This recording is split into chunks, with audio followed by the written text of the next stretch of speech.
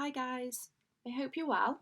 My name is Alicia Hazelwood and I'm currently studying on the Primary Education Studies course. I've just started third year. Now I've been asked to make a video to provide you guys with some hints and tips of how to complete an assessment. I'm going to start by explaining how you'd go around starting the assignment and then the process of going through it, such as the sources, references, how to structure the assignment, and hopefully the tips I'm going to give you will really help you guys. I was clueless at the start of first year, so I'm hoping that what I've learned along the way will really help you all. So, if I was given an assignment to complete, I think the first thing I would do would be to go on Moodle and I'd find the module on Moodle that I've been sat the assignment by. So I'm going to use areas of learning and experience as an example. So what I would do is I would go on Module Essentials, and from Module Essentials I'd go on the Module Handbook. Now essentially the Module Handbook provides you a criteria for the assignment. So it will explain to you what the point of the assignment is, what it involves, and what type of assignment it will be. So it could be a written essay, it could be a blog, it could be a presentation, or it could be a poster. So this will really provide you with a basis of what the assignment will be about and how to go about starting it. Now, once you've read through the module essentials on Moodle, what I would do would be to start thinking about a topic. If you've not been provided with a topic, that is. If you've been provided with a topic, then obviously you'd research around that topic. But if you had to think of a topic yourself, so for example, for areas of learning and experience, it's your choice what you write about because it's a blog, then I'd start to think about a topic that you're really interested in and something that you're passionate about. So the next step would be, once you've thought about your topic, is to go about finding sources. So what I would say the best bet would be to do is to look at your lecturer's lecture slides or seminar slides, because at the end of each of those PowerPoints they will have a reference list of sources they've used.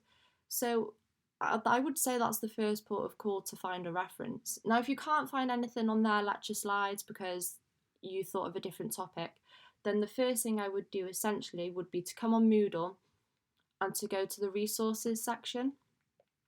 Now here you'll find a lot of resources that your tutor's posted up. Now hopefully these will come in handy.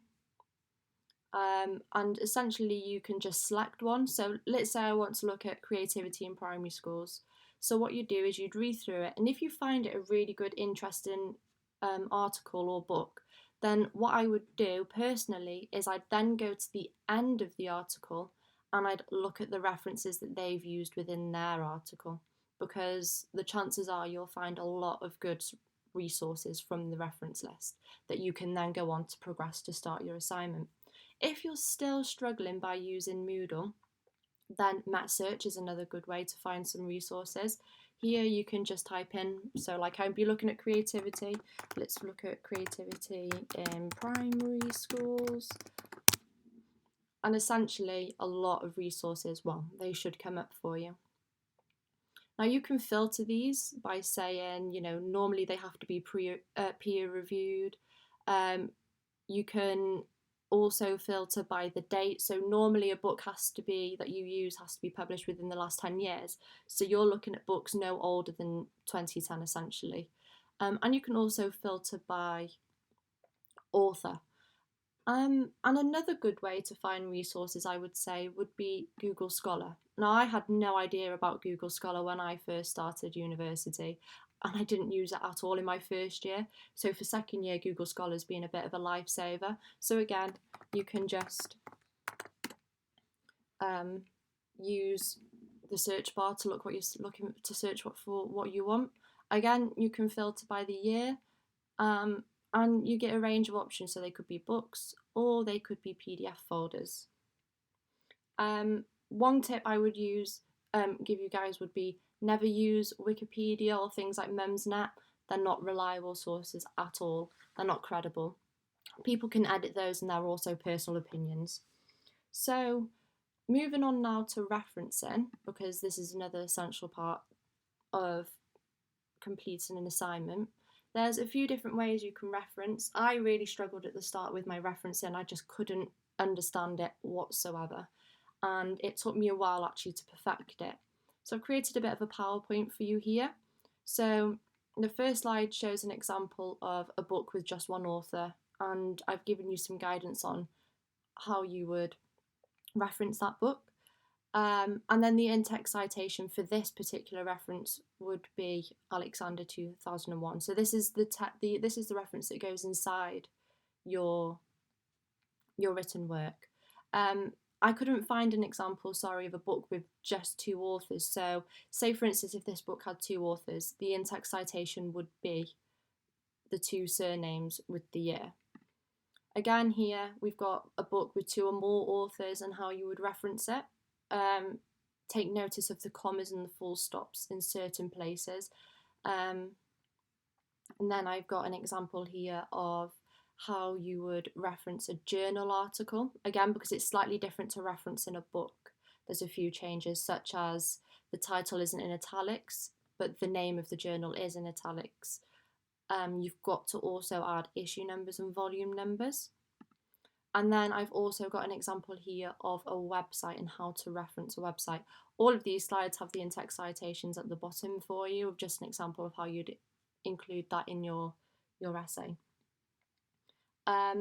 If you're still struggling and you're not too sure how to reference, then I would definitely 100% recommending either reading online or renting it from the library is the Cite Them Right book. This book is brilliant. It teaches you exactly how to reference perfectly. Harvard referred especially, because that is the type of referencing that we do in Cardiff Met. It has to be Harvard referenced. So if you're really struggling to reference and you're not too sure how to do it, then I definitely suggest getting this book off the Met Search or from the Cardiff Library. For starting your assignment would be to take a look at the assessment criteria before you start. The assessment criteria can normally be found on the module Essentials within the handbook. If you can't find it in the module Essentials, then usually it'll be on your introductory PowerPoints for that module, on either the seminar or the lecture ones. So for areas of learning and experience, it can be found at the end of the module handbook. Now, essentially what the marking criteria does, is gives you an insight into what you're going to get marked for. So instead of going off on a tangent and researching everything that could relate to, say, for instance, our example of creativity, have a look at what you're actually going to get marks for, because you might find something that you think is really good, but in actual fact, you might not get any marks for it. So I would definitely recommend looking at the marking criteria before you start your assignment, so you have a real focus before you start your research. Another thing I've been asked to talk about is the structure of your assignments. Now, your lecturer would usually give you a structure for the assignment, but essentially I've always followed my own structure. It ties in with the lecturer's structures, but I find my version a little bit easy to understand sometimes. So essentially you'd start with an introduction. So this would be to explain what your essay or your assignment's going to be talking about. Remember to always talk in third person, so don't use my essay will talk about, or I think this is what I'm going to talk about in my essay. Always say things like this essay will explore, or this essay is going to look into. Always use third person. So the introduction would give an introduction in what you're going to look at. Then the overview of the topic. So this could be a brief history into what you're looking at. So let's use an example of you've been set the task to compare the curriculum in two different countries. Let's say, for example, Wales and England. So you give a brief overview of what a curriculum is, what the curriculum might be in England and Wales, so the reader has a sense of understanding before they continue to read the rest of your essay. Then I'd move on to contextualise the themes. So this essentially is, for example, if you are looking at comparing two curriculums in two different countries, this would be to contextualise the themes. So within the curriculum in Wales, we have the core subjects as English, literacy and digital competence. whereas in England it's English, numeracy, and science. So contextualizing the themes would be pointing out the similarities and differences in what you're talking about. And then you'd move on to a conclusion. So you conclude what your essay or your report, your post or your presentation has spoken about. So this is just a really simple structure that I like to follow. It's like a spine to the essay of simple steps to follow in order to complete the essay. Um, and the last thing I would recommend doing to succeed at your assignments would be if you've already completed a piece of work for your tutor, or maybe you've even completed your first assignment, would be to look at previous feedback for all of those. So really take on board what your tutors told you to work on and to improve on in the future so that you can, essentially improve your work and get a better grade. I hope all of these tips have been useful. I'm sorry the video is a little bit long, but good luck with all of your first assignments, and I hope you enjoy the rest of your year.